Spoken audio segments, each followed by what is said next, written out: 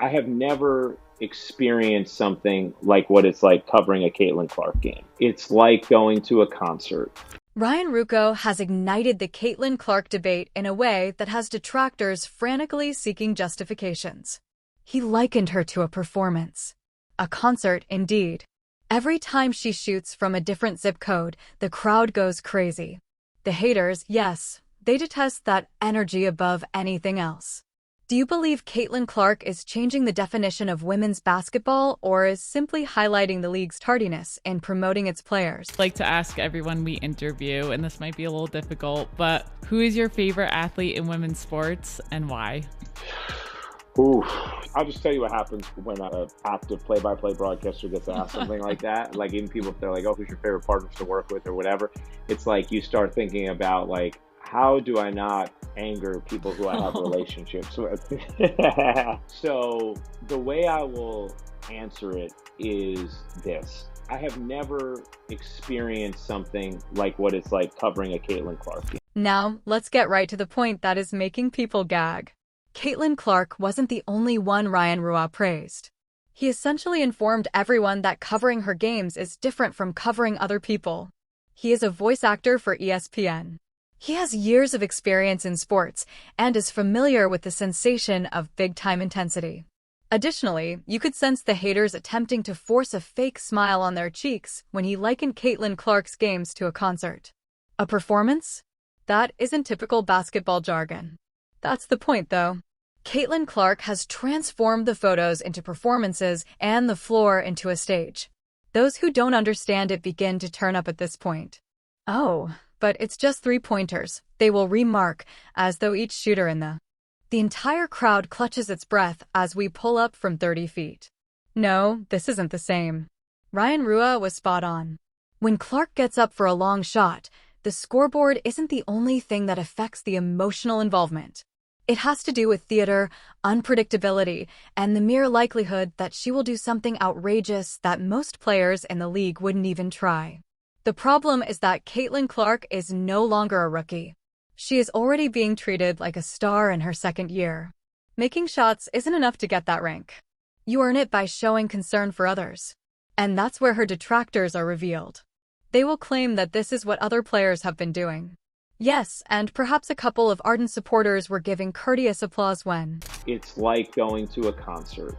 And the anticipation when she pulls up from 30 feet, the reaction of the crowd, the attention from home, the emotional investment from fans, and a broad stroke of fans is unlike anything I've experienced in the sports that I cover. So covering her games is just a completely unique experience in the best way. Let's be honest about the significance of this as well. For years, women's basketball has been pleading for this degree of widespread recognition. And then Clark shows up, bringing whole crowds into the arena, making ESPN broadcast about her nonstop, and causing rival arenas to sell out so that people may jeer her in person. Do you realize how difficult it is to be so well-liked that people will pay to see you with hatred? That's popularity on par with wrestling. Superstar status, that is. Ryan Ruocco also had the audacity to say it aloud. And it would be dishonest for me to say anything other than that if you're just talking about a regular season game to a regular season game, because there's just like a very unique phenomenon, which you guys are well aware of, around her that really makes every broadcast she's involved in feel like this big event that I love. The basketball purity crowd detests that, of course. They detest the fact that Clark is more than just a statistic. They despise her for her culture, attention, money, and fights. Because the attention isn't shared equally, the same folks who rejoiced when NBA players rose to fame now want to disparage Clark. You know what? Stardom doesn't operate like that. Certain players are unique. The story is taken over by certain players. Among them is Caitlin Clark. Consider it. When asked who his favorite female athlete is, Ryan Ruocco could have chosen anyone. He has experience with a variety of players, sports, and historical periods. He made no hesitation. Clark, he said. He also said more than just her name. He clarified why the atmosphere surrounding her is distinct. That is important. Validation occurs when broadcasters who literally describe events for viewers go out of their way to emphasize your presence.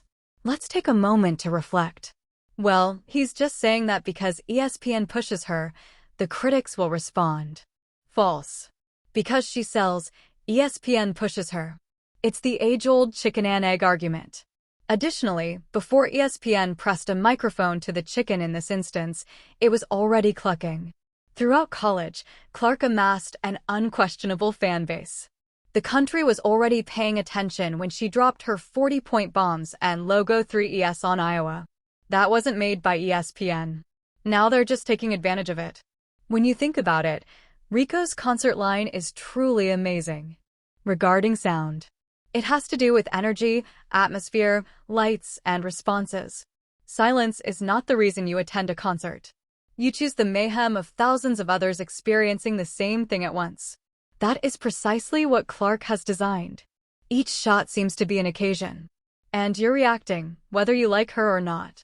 That is the difference between stars and great players. However, we must not overlook the background of the second year. Players typically experience some humility in their second year. Defenses figure them out. The league changes. The excitement subsides. That memo did not reach Caitlin Clark. She continues to be the focus of the news, the headline, and the subject of casual remarks from the presenters. It doesn't just happen that way. That occurs as a result of her keeping up the hype, getting better, and demonstrating that this isn't a passing fad. And let's face it, Ryan Ruocco is correct, which is one of the reasons why detractors are furious. They are aware of it. They cannot argue with the money, the crowds, or the ratings. The way Clark's name goes viral on social media following practically every game is unassailable.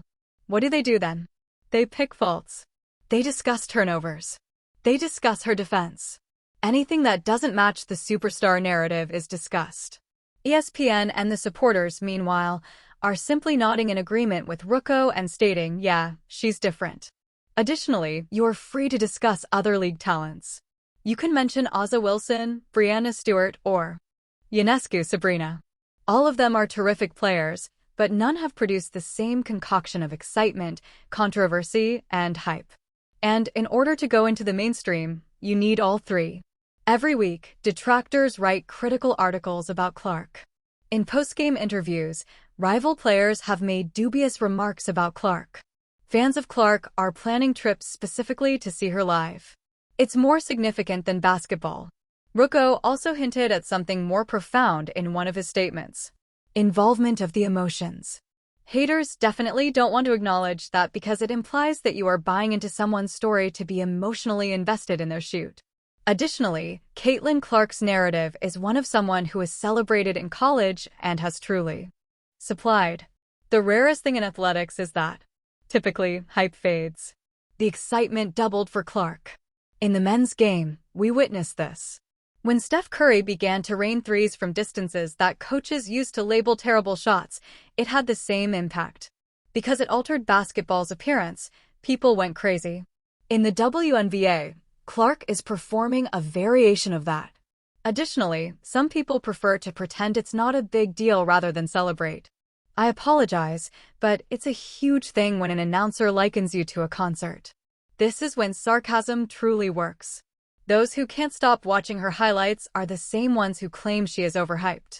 Despite their claims to despise her, they nevertheless distribute the clips.